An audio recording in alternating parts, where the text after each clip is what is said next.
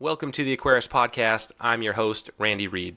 This episode of the Aquarius Podcast is sponsored by OASE, the global leader in water gardening technology.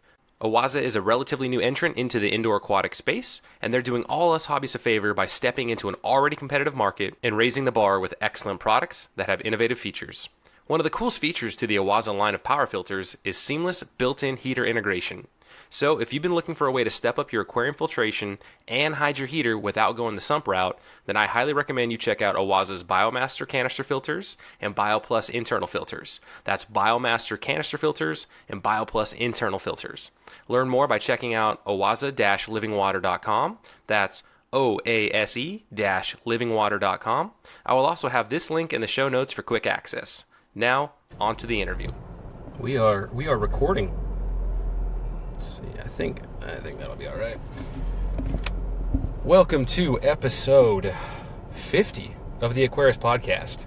Although I think I say welcome in the very beginning, and this technically won't be the beginning, but that's fine though. So this is a live, not really live, but an in-person episode. Definitely different than any one that I've ever done because this is actually going to be in a vehicle. So we are driving right now, and by we I mean myself and Cory McElroy. So Cory, you are now the second person in Aquarius Podcast history to actually be on the show twice. So the first being Joe Fredenzi, and now you have that distinction of being number two. If you ain't first, you're last, Ricky Bobby. I wasn't the first, so it means I'm the last. Yeah, so it is a absolutely gorgeous day in the Pacific Northwest. It's Saturday, the 16th of March. Cory and I, we're driving to go do some nerdy stuff, non-fish related, but on the drive, we are going to make it fish related. And on this special episode, and actually, I am literally sitting here, shotgun, with a freaking full-size microphone, with the little, what would you call this thing? The little, the foam heady guy, right? It's a dead cat. The dead cat? Yeah. Okay, so I'm sitting here with a dead cat as we're driving in Cory's car. We haven't got on the freeway yet, but this is, I would have to assume that I'm probably going to draw some stairs. I'm only going to have people travel with me with a microphone like I'm being interviewed when I drive. So it'll elevate me anywhere I go. You've got the lapel mic on, so that's fine for you, but I'm literally holding this microphone in my hand. I need to invest in a lapel mic for myself. All right, so on this episode, we're going to do something I thought of a few weeks ago, and I've always wanted to do, and I think Cory is just a convenient yet fantastic person to go through this exercise with. And what we're going to do on this drive is I'm actually going to go through a very popular publication, a tropical fish magazine, and I'm going to hit maybe not each advertisement, but I'm going to go through some of the major advertisements in this magazine, and I'm going to get Cory's opinion, his own personal opinion as a hobbyist, a long-time hobbyist, fairly long time, I would say. Not decades and decades, but you've been in it in a very, intense from a research standpoint. If it's number of hours worked, it's forever. Yeah, then forever, yes, the infinity. And then also having that, running a store, managing a store, and then opening up and running your own store. So you have a lot of experience with product, with food, with all of the things that we see that we're bombarded with. And when I say bombarded, I love actual print, press magazines. I absolutely love it when I dive into a new hobby, because I don't know, for me, I'm kind of old school, and I like seeing the magazines and I like seeing the advertisements, but you don't always know what that product is, right? Sure, there's marketing, but marketing always has the angle of, maybe selling you something and kind of educating you, but you don't really get the full spiel, right? We know that sometimes companies push the boundaries a little bit in their marketing. So pseudoscience, there you go. Didn't you drop that a couple days ago? Probably. Yeah, so we're going to go through this. I'm going to read descriptions. We're not, this isn't to put any company on blast or any product on blast necessarily. We're not going to call out names of, like I said, of the company or the product. But if you follow along with this particular edition, I'm not saying what it is. You could probably, start to pick up on which magazine and which ads we're actually talking about. But nonetheless, I think it's going to be really informative. And maybe it saves you some money, or maybe it pushes you over and you're like, you know what? I think that actually does sound like a pretty good product. I'm going to go ahead and purchase it and try it out myself. So this is a fantastic magazine, and it's a shame right now that it's only being produced. Actually, both of the major publications are only coming out once every 2 months, which is... I had a subscription for years, and I never found time to read it.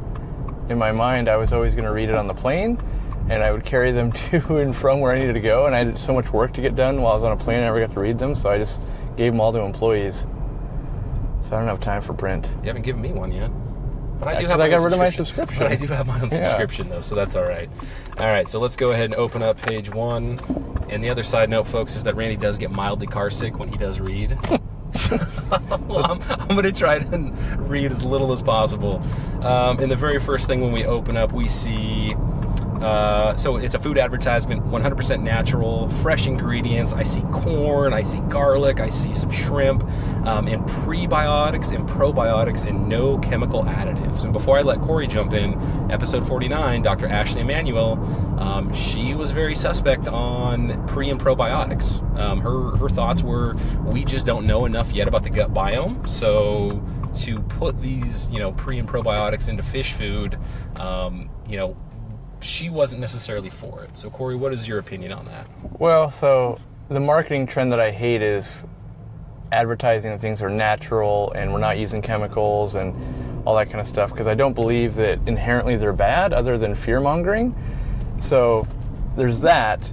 And then the prebiotics and probiotics, one, I found fish to not really like the taste of it. It changes the taste of the food, which is half defeating the purpose. If you're really trying to get like something digested, if I make you dinner and I make it taste horrible, you're likely to not like it, not eat as much, that type of thing. And we're trying to get nutrients to these fish. So I'm not a huge fan of it. I'm not saying it doesn't do anything, but for many, many years, we've claimed to be putting things into fish food and it's all been the best. Like, long time ago, you had Danichi and Hikari putting clays in their food. And the clay, Mollamer clay would help digestion and that type of thing. And then like when you're using a prebiotic or at least live bacteria in the food to help digest it, it's supposed to be less waste in your aquarium. And, my takeaway is great, but do the fish like to eat it? And are they going to be healthy? And is it affordable? Because I find a lot of foods that make all these crazy claims and they spend so much on advertising to put themselves in a magazine, you're buying their advertising and not the quality of food. And we all know, well, I shouldn't say we all know, but at least it's highly researched that corn is a filler in fish food, which we need a binder for most fish foods. If you don't, it's just loose and it's going to fall apart. So we don't want that in our water. But something like corn is a decent binder, but they're like making it, like in this ad, I feel like, and I can't see the ad, but the way it was described, I feel like, oh, it's a natural ingredient, corn. Like, well, yeah, but so is like, rust, and we're not feeding that to our fish either, right? So just because something's natural doesn't mean it's safe and good.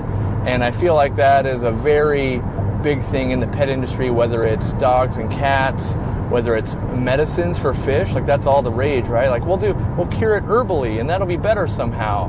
So I'm kind of against that. That being said, most fish foods to me are pretty equal.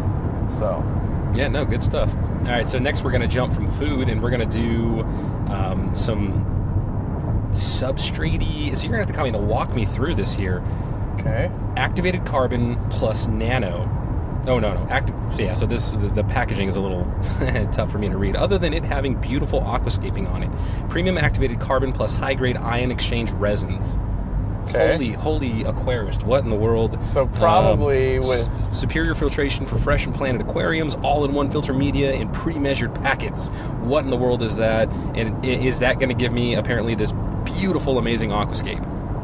So... in itself probably is not going to do that. I glanced over and saw the product, so now I know what we're talking about. Because I thought it was a substrate, and I believe it to be more like a or like a filter additive. And so something is basically describing it's going to absorb things, and it's got a high, probably cation factor, which means it's got negatively charged ions to pull stuff in. And I know this product, and they claim that it doesn't pull in fertilizers and stuff, so in theory it would be beneficial to your planted tank. However, I'm not sure we need this. So I'm always skeptical with add this thing to pull the bad stuff out of water for your planted tank, when that literally is what plants do. That's why nature designed plants, to pull stuff out of air and water and purify. And so, again, just I think it's more of predatory marketing of, if you had a planted tank that wasn't doing well, this product takes out bad things, and we naturally associate not doing well with bad things. And so, you can actually find that a product like this would, if you had some deficiencies going and it was able to take some more out, it would actually make it worse. And what I don't like about products, when you have something that, without quantifying what it's doing, you can make things better or worse. So in a different parallel, like pH right? So it's like, it'll make your pH 7.0. How can you possibly have a product that will make it 7.0, not knowing if you're starting from 6.0 or 8.0, right? Like, you either have to buffer it up or buffer it down. And kind of same thing with this product. How can we necessarily be adding or removing what is needed without knowing where we're starting? And I feel like when it comes to planted tanks, manufacturers are very close-minded, and purely, if something will inhibit algae, the result is, therefore, it's good for plants. And so I think that's what has been done a lot in the last few years, and it's continually being done, because that is the biggest obstacle that a planted tank faces, is algae. And a lot of marketing is done that, as long as people get good results, the people that don't get good results, they just kind of fade away, because those people will say, like, oh, it didn't work for me. And the people that it fixed their algae problem in their aquarium and made them a master, they'll praise it forever. So we got this weird thing going on in the hobby where we can get disproportionate praise and not enough critical thinking on aquarium products. And it's, again, prevalent in herbal remedies and stuff too, where someone will swear it worked, it saved their favorite Oscar, and they'll say that for the next 20 years, and the people that it didn't work for, they kind of say it once and move on. Yeah, I will say, for this product, in this advertisement in particular, it's very eye-catching. It's prominent. It's on page 1, right? Like, after you get past the main page, this is full color ad, full page ad. But it catches my eye, but I'm still confused. Like, obviously, you guys heard me as I read this description in the advertisement to Cory. I struggled with actually understanding what it is. I'm going to assume that it's probably an expensive product. It says it contains 5 nano packets. I don't know how long that's going to last, even if I were to use this product. So I feel like if I were this company, I would even go back and try to make it maybe a little bit more a better explanation, right? For somebody, if you're going to advertise in a magazine for hobbyists, and this is obviously not like an ADA, high-end aquascaping magazine. We don't have people that are in aquascaping collectives or anything like that. You might want to work on somebody that is unfamiliar with your product. I will say I have tested this product, by the way. It was given to me free. And the other product that we've already talked about, I've tested that as well. But those were, my findings there is independent of marketing. Marketing and what a product does are very different things. Mm-hmm. Yeah, well, clearly we don't sell this product at the coop, so yeah, that must mean something. All right, let's see here. Let's move on to... We got some more food, fresh from Alaska. So I feel like that's going to be this particular marketing, grabber, right? Made in the USA, fresh from Alaska. I guess instantly you're like, yeah, man, like, I love it with my salmon, with my king crab. Like, that's where that comes from. Expensive cold water, foods. Expensive foods, quality. I mean, my assumption then is going to be this is probably like the absolute leavings of the fish processing boats as they're, processing that catch. Sustainability for me comes to mind. I mean, what do you think? I know that product, and their main market is that it's whole salmon, which makes you believe it's not just the leavings, it is whole salmon. It's got to be dog salmon then, chum. Well, yeah, so the problem is they don't quantify, so in marketing, when you say like whole salmon, we jump to go, well, it's not as bad as I thought, therefore it's good. And the reality is, when you have a boat that goes out to sea, and if they get lagged behind on the way back, you can actually get, let's say, a bunch of salmon or crab that is no longer for human consumption, because once some starts dying and ammonia enters the water, as a mass die-off, but that could be used in other industries. And so I'm not saying that's what this company does, but... What piece of research, I believe you, but how did you come across that? So working at Conway Tropical Fish, we had a lot of people that would go out and do boating and stuff in Alaska, right? And so they would come in and they would buy the most bioballs you've ever seen in your life, and price was no issue. And so because they'd come in and they'd buy all we had. And we'd be like, so maybe we had enough to fill like maybe a 55-gallon tank worth. And they'd be like, no, I need like several U-Hauls full, because if I can stay out to sea 2 days longer, that's another $800,000 in fish to bring back. And so we worked with them, and the whole thing was so you keep them cold and all that kind of stuff, but once you get a few deaths, the ammonia starts running and it starts a mass die-off chain. And there's like levels of ammonia, and I don't know them, that are acceptable in the water, but once it gets past a level, it's no longer available to be turned in at like a human consumption rate. And so they're willing to spend tons of money on filtration to make sure these things would live while they're at sea. And if there was bad weather and they couldn't time it to get back correctly, that would, you could catch millions of dollars in crab and then get caught up in a storm and get back, and it's nearly worthless. Mm-hmm. And so, but I don't know that that's necessarily going on with this food. And, part of it is with salmon, one of the reasons we don't feed salmon directly to our fish is because it's too fatty of a food. And so you'll get fatty livers and that type of thing. In moderation, it's fine. But I'm not convinced. I've fed this food and I've tried it many times, and I could never get mass adoption from all my fish to eat it at any store I worked at or the store I own or my home fish room. And there have been fish that really love it, and there's a bunch of fish that didn't like it, and it's definitely more expensive than other foods. So for me, it's never been a winner, and I've never really carried it. I had to carry it at a store I worked at, but I never carried it at my own store because I could never get the results from the cost. And that, like, this food I was looking at, they make it in a flake food and a pellet and all these types of things, and I just at a certain point when you're making a dry food, you reach a limit in price where you can just buy frozen or live foods, and I just feel like that's strictly better.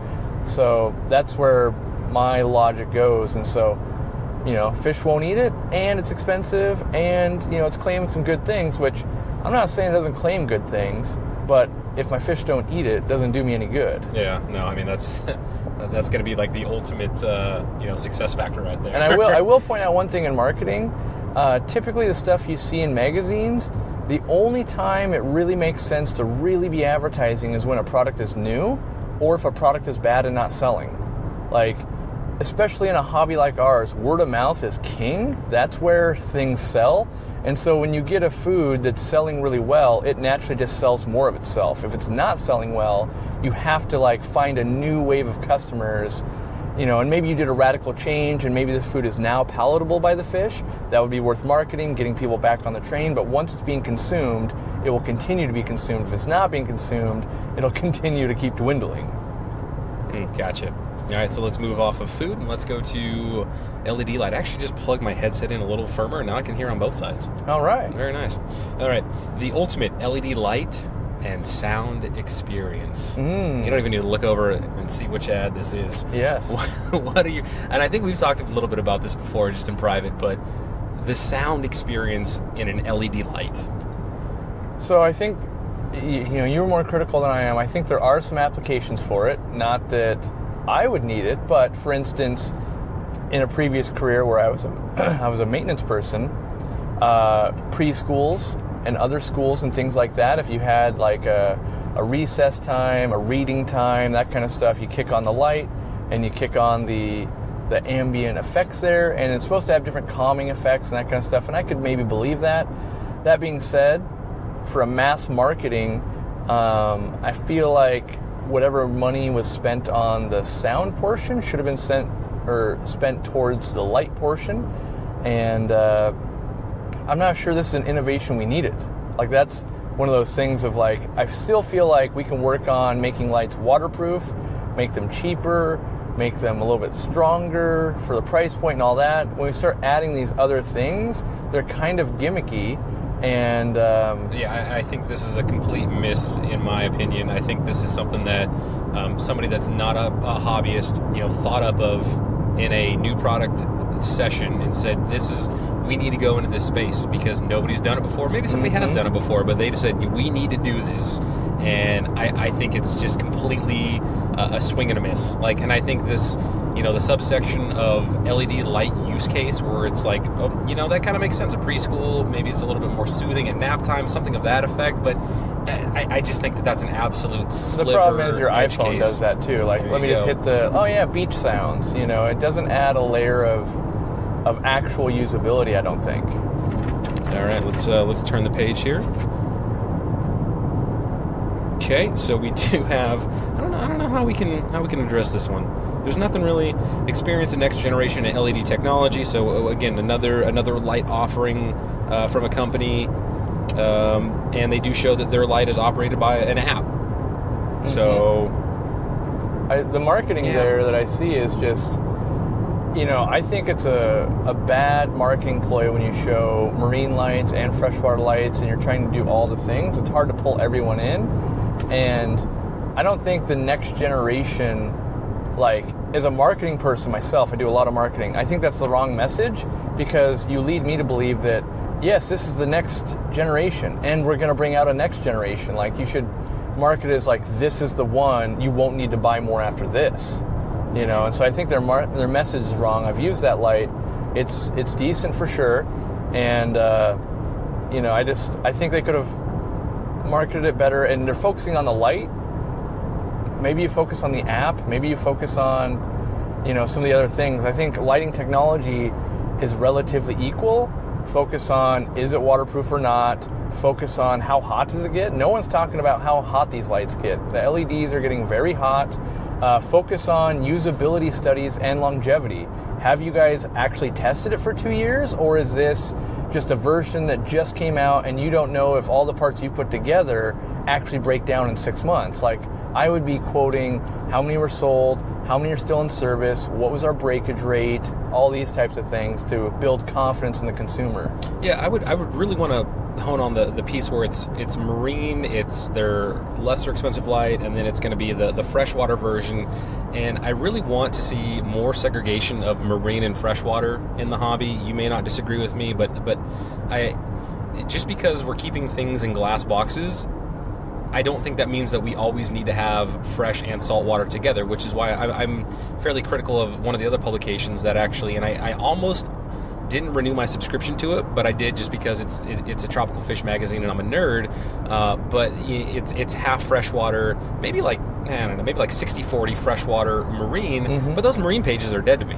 I wish they would market it as lighting spectrums. So, like, as a freshwater only store, we do sell marine lights from time to time, but we sell them to people that own African cichlid tanks because they bring out the colors in the African cichlids. That same 21,000 Kelvin spectrum brings out blues in neon tetras and in most African cichlids and things like that. It also does it for corals, but I think you're shooting yourself in the foot, and you could be the first in the industry to start talking about these different spectrums at a meaningful level at the person walking into a PetSmart.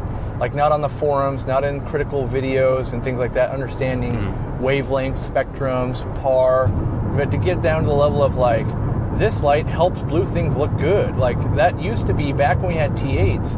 Actinic lighting was way more used when you could sell someone an actinic bulb for their double T8 fixture, and then they had a plant growing bulb, and they got the best of both worlds. Interesting. Yeah, I mean, I just don't think that you can keep lumping fresh and salt water together. I get your point of bringing out blues with the marine light, maybe working that angle a little bit, but to me this feels like, guess what? We can kill 3 birds with 1 stone and run this in every single, Aquarium-esque magazine. Yep. And we only have to produce 1 ad. It's true. And that marine light, by the way, I have tested it. It will grow plants just fine. It's just really heavy on the blue spectrum. And knowing that you can control the colors on that light, you could turn the blue down to not grow algae and things like that. Like, I think they need to focus more on, let's make one light that can do all of these things, and then the app controls or the settings control what it's going to do. Because, like, on my lights at home I run in my fish room, I turn blue 100% off during the day while I'm looking at it. And, like, if I just left that cranked up and turned some other ones down, then it could basically be a marine light. And I think they could just narrow the SKUs. That saves them so much money on the supply chain side of things. Yeah. If you could get rid of like a 25% of your SKUs and still hit the same exact amount of market, Like, why would you not want to do that? So, Yep. nonetheless, maybe they think there's value in it. All right, let's move on. So here's one.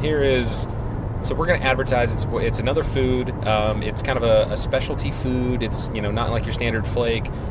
They're showing 6 different SKUs or 6 different products in their lineup, but then this is, they have much more than just these 6.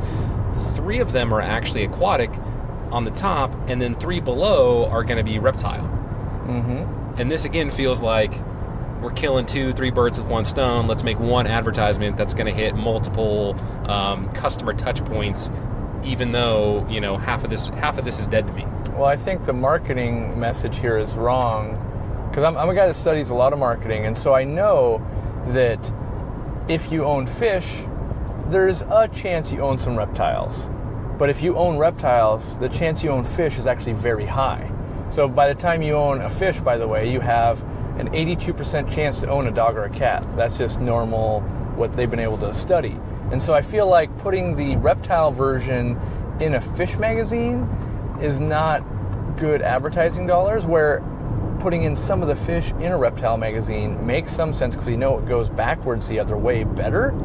That being said, these foods, they're the one thing I don't like about this company is the way they name them and the way they make foods for reptiles and fish, and almost change no ingredients, just the package. So again, that's almost like, why, you guys want the lights to be that way, but why not the food? Well, why can't we just have a food that's basically the same thing, and it works for neon, tetras, and skinks, or whatever it's going to be? Like, just make the package, let it be one thing, and explain why. But when you start using the same main ingredients of like, this reptile eats flies, and then like all the rage in the market right now is black soldier fly larva for fish. Like, if that's the main ingredient, throw in a few more things, we're basically looking at the same food here. And I think we should just streamline stuff and make it easy and fix the marketing there. I mean, that company, in my opinion, has always had a little bit of weird marketing, but they're around, so hey. All they show is just the product photo label, basically, a bit of a text description, but they're not really showing how unique this product is. Like, obviously you're not going to pop a GIF in here, and it's not the same as a video, but I feel like there needs to be some additional visuals that let a new customer know what exactly this product is, why it's different, and why it's cool, as opposed to just here's what the bottle's going to look like, and here's some words. Right, that's called marketing, yeah. Like, that's where I make my money, is I show people. Like, the biggest thing I do to sell products is, yes, everyone has known this product existed for a long time. I just used it and showed it on video, and then people go, hey, I do things that look like that. That might work for me. Yeah, and that's what they need to be doing. I learned that product from you. I heard you and Jimmy, you would reference the name of this product. I'm like, what the heck is that? I don't remember ever hearing about that. And so, sure enough, I watched the video. I did some research, and I'm like, well, I guess I need to try this product out. And sure enough, it's a staple in my fish room, and it's something that I absolutely love for plecos, for my bristlenose that are absolutely popping off in 2 different tanks with babies. This is absolutely something that I love to feed them. So yeah. it's a great food. All right, let's flip through some pages here. Ooh, what the heck is this thing? Okay. Nano filter. Oh, okay. Well, never mind. It looks strange. Looks very high tech. Nano filter and surface cleaner in one unit. Impressively minimalistic. How do we feel about this? So, the brand name already lets me know it's going to be expensive, because they always make expensive products. So I have to mention this product. If I can mention the product, I'll mention it, because I think that's the only way I can explain this product. Am I allowed to say it? No, go for it. All right, so it's Toonsy. Toonsy is known to have very high-end power heads and everything, and they're marketing this nano filter. And I consider this a total Me Too product, because they're marketing it towards like Bettas and that kind of stuff. Like, it would work on a nano tank, but inherently I think it's going to be expensive, because Toonsy has always been expensive. And then 2, they are really good at making power heads, so it's not a stretch to be that they couldn't make a filter. But most people, if you're not used to making filters and you don't really design one well, you just make one that works but is a pain in the butt all the time. Like, oh, that thing kind of breaks. Oh, that's like a tight fit. Once you get a little, grunge in there, it's not as good. Like, maybe they have the impeller housing sitting at the bottom, so it's going to have stuff down there when they could have put it on the side. Well, I'm confused because their logo behind it, it looks like it's either I'm looking inside of like a turbine or it's like a coral. Mm-hmm. That's not freshwater, yeah? I mean, what am I looking at here? So yeah, that would be a coral. Okay. Looks like a I call them little Christmas trees, the feather dusters. Yeah, so again, kind of missing the mark. Like this is a freshwater magazine. This isn't the split, and you're using that marine. We're again using marine life in a freshwater magazine. So I feel like you could use a little bit more effort and change that out. And it's got the little. So like my kiss of death in marketing is the minute you use the word nano, and then you make a product that's not shrimp safe, you've already shot yourself in the foot. And the way that filter's designed with like the intake, it's got these slits that shrimp are just going to get in there. And that's what the problem I have with these all-in-one tanks like Fluval Flexes and just any of these Fluval Nano tank, any nano tank that runs the in-tank sump, it's just a nightmare for shrimp. And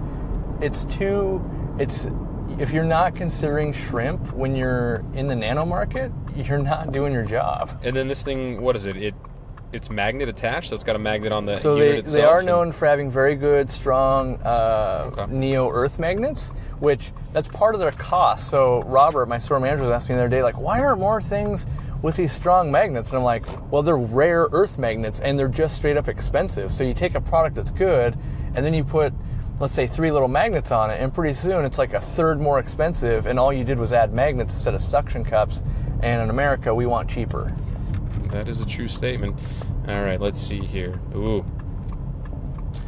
So the one thing I do like about this magazine is that they do a great job of, at least, and sometimes some advertisers will play along with this where they say, hey, this is the theme of our magazine. And then some advertisers, some companies will change their ads. They will modify them to an extent to line up with the theme of the magazine. And I think that's pretty cool. Yeah. So this particular product, I guess I have to kind of say what it is. It's basically wild almond leaf extract. So it looks like it's in the same exact kind of canister. We're at our destination, but I think we can keep going. All right. Well, so we're on 31 minutes. That's not terrible. Whoa! We got the tunes. All right. It looks like the stable. So the stable fuel additive, right? Yeah. So any like these automotive products, I think it's almost the exact same container. It's old school. Well, it could be the same container. It's old school fertilizer dosing. When we had to mix our own fertilizers, let's say 10, 12 years ago when EI, estimative index dosing, was much more popular, you would kind of add your dry ferts, shake up the water, and then on one hand you could just like pour it out. On the other hand, you poured it into the little reservoir and it would tell you, okay, this is 8 milliliters, and then you'd pour that into the tank. And it's got the tannin extract in there, but right, so to read this, it's wild almond leaf extract that helps create a natural environment for betta fish, contains yucca extract to help reduce ammonia and calcium to help develop strong, healthy fish. Where for me, it's why not just go the cheaper route? I'm assuming what would be a cheaper route than this product, and just have the catappa leaves and keep a consistent number of catappa leaves going into your betta tank. Yeah, I mean, some people also make betta tea with the almond leaves and stuff, but I'm not convinced that bettas even want that. Like, the bettas that we keep in our aquariums are so far removed from the wild this day and age that they haven't seen tannin water in 40 generations at this point, unless you're keeping wilds. And so, there is the antibacterial properties and that kind of stuff, but a lot of other stuff will do that too. And I feel like this is a grab of like, because they do this in the wild, it's better. It's like, well, yes, but a husky living in Alaska, let's say, where it's freezing cold,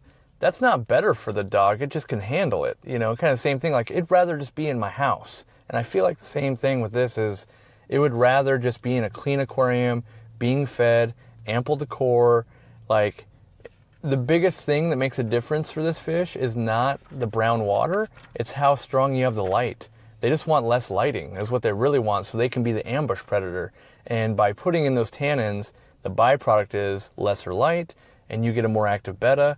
There's a few other things, and some people claim that it'll help not fungusing up eggs and that kind of stuff, but the average person probably is not breeding most bettas.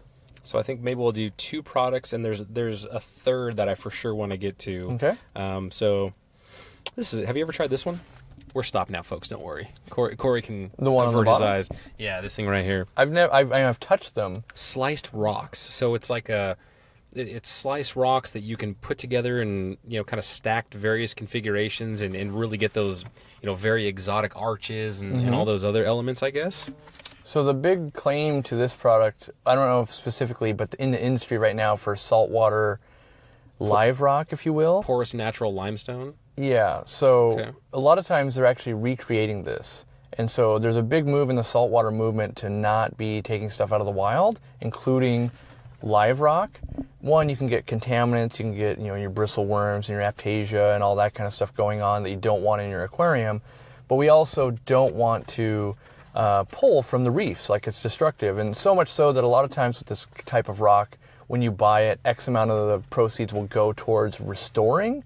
And what is cool about it is because they're kind of either A, making it, or B, cutting a sustainable thing up, you're getting something that can build these shelves much better. And in a reef tank, usually you're going very tall and you're having to buy a lot of rock.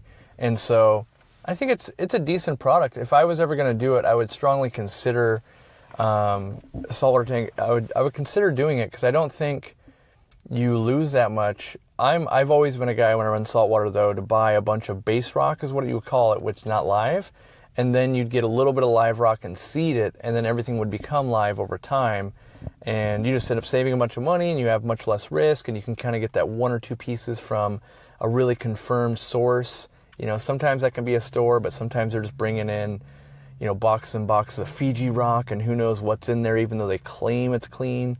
And so I typically trust another reefer.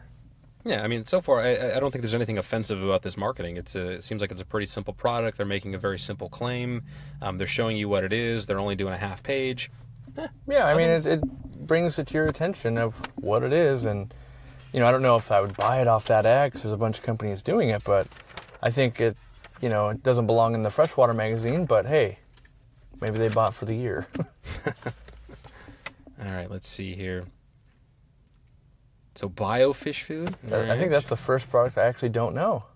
Looks like it's from Germany. It's got that German name to it. What's going to be their up to 59% crude protein? That feels like a lot. Ooh, they're actually calling out the probiotic. Yeah. Pediococcus acidilactici. Looks like it, yeah. All right, so they're saying that this is the specific probiotic that we have. Wild-caught Scandinavian whitefish, all right? And 100% hormone and antibiotic free. Yeah, so I mean, this already feels like they're really playing on that. You know, we've talked about the probiotic, the natural angle. You know, the way they've called out 59% crude protein. That it's like, man, that's got to be good, right? That's got to be the More's protein. Got to be better, right? Right? Yeah. I mean, why not? So I mean, I wish I had a can of like Hikari or Except in their ad, they have an epistogramma that with that much crude protein usually bloats them. But the line that's in this, now that I can read since we're stopped, this is the kind of marketing that just makes me go like, why not just make a good product and sell it instead of like this line right here, fresh functional additives artisanally coated at low temperature. Where'd you? Artisanally low. Yeah. Like, why can't you just say like, yeah, we didn't overcook it to cook out all the minerals? Like, you don't even need to say that. Like, it's just... They're like, it's that artisanal. That is an overreach on a very, very trendy word right now. Right. Artisan, right? Like that's we're not buying like artisanal French bread made at like a high-end bakery. That's interesting. That's an interesting word choice. That's where it's just like, I feel like if your product's really good, you could just be like, fish love to eat this. My fish are spawning. They're doing all these things instead of like this. I call it, you have to become a wordsmith. Like, I have to take this product's not that good and convince you it's better than it is, instead of just like having a product that's already good and then it just sells itself. And I realize at some point you have to start the market, but I feel like reading that, there's no way this product's going to live up to my expectations. And the way I read it, I just go, oh, that sounds expensive. Yeah, no, it's definitely expensive, but then also they offend me because, again, they're splitting their advertising. They're trying to kill two birds with one stone. They got the little marine fish over here on the right. Yeah, it's like, I don't know if it's like a purple tang or what it is, and then an epistogramma. It's just like, it does all the things, don't you know? Just make it specific for the freshwater and then have a specific advertisement for the saltwater. Yeah. All right, so let's try to get through... The one you want? Where are we at? Yeah, we're at 38 minutes. This is not a bad episode as far as length goes. All right, so the one that I want, where are you? I'm going to have to go all the way to the back. Okay. I hope you guys are liking this. Oh yeah, so this episode, I'm not really going to edit it very much. I'll throw an intro in for the podcast sponsor, but this will drop. So this is not going to be of any relevance if this is 2020 and you're listening to this episode, but this episode will drop on the 19th, so Monday the 19th. Cory and I will be traveling to Global Pet Expo. Sorry about that. In Orlando, and he and I we'll be driving a little bit, so we can do another one of these sessions. All right, so I can do another one. We'll have a back-to-back. We can do it in person with at the manufacturers. We could, yeah.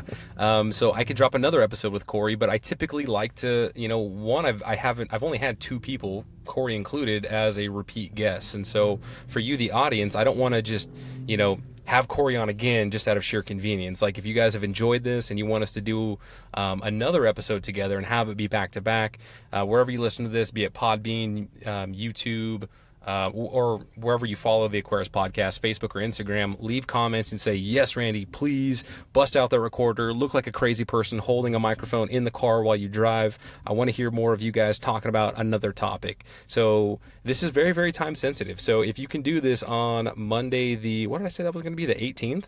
Yeah. The 19th?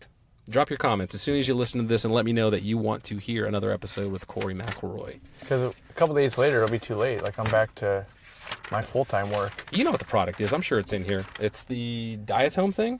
Oh, that thing. Yeah. So what the? So yeah. that's usually in here. Okay. Did they? Ooh, that'd be a good one for us to talk about. All right, we'll skip that one. All right, talk about the Diatom filter. We'll assume it's in here. So a Diatom filter, which you weren't that familiar with, I'm very familiar with, but the Diatom filter is kind of the best water polisher that's ever been created. It's also a ton of work. So it uses diatomaceous earth, which is a very fine powder usually used to like kill bugs and stuff, like cockroaches and all that. And, of course, in the state of California, it causes cancer, just like this podcast does, but... That's just my bad jokes. Yeah. But yeah, so what it does, it's got a very fine micron factor. So fine, in fact, that when you use it, it can pull out green water, it can pull out ick. So organisms in the water, just straight up pulls it out. It's less than 1 micron. And so even our finest filters we can get in an aquarium typically are 5 microns. And so it's super duper fine. And part of that problem is it gets clogged up really quick. When you're pulling out paramecium out of the water, you're pulling out just the tiniest things you can't see with the naked eye, it gets clogged up. So you only run it as a water polisher, and you would do it for maybe 2 or 3 hours or something like that. They come in like a canister filter basically, and you have to do what's called give it a charge. And so you put in X amount of powder, and that's the charge. And if you don't do it, if you don't put the powder on this thing, then it just clogs up the micron screen, and you only get 1 use. And pretty soon it's like, oh, it's $50 to run it once. And so you have to put the powder on it, because that will protect and hold all the gunk. And then when you turn the filter off, the suction turns off, the powder sloughs off to the bottom. Then you clean it all out, and you put it away and use it for another rainy day. And these used to be very, very, very popular back in 70s and 80s and 90s, so much so that to clean your tank, like with an underground filter setup and stuff, it's like, just make the water as brown as you can, stir everything up, and then the polisher will pull it all out. And you didn't have to do water changes then. This sounds like a nightmare. This sounds like an absolute... So in that instance, that is an absolute nightmare. And then like in the spot where you're like needing to polish your water for a picture or a home show or filming on YouTube, it is incredibly good, but no one besides like Vortex really makes them anymore. And even that, it's like impossible to get parts, and it's a nightmare. And they used to have a good one that Tetra made at a store I worked at, and it was made for stores. So it wasn't marketed towards a hobbyist, it was marketed towards a store. And it was this little hang-on back that had a flapper, and you could close the flap and move it from tank to tank, and you could polish your entire store before the weekend came. And you just plug it into a long extension cord, and it was super good.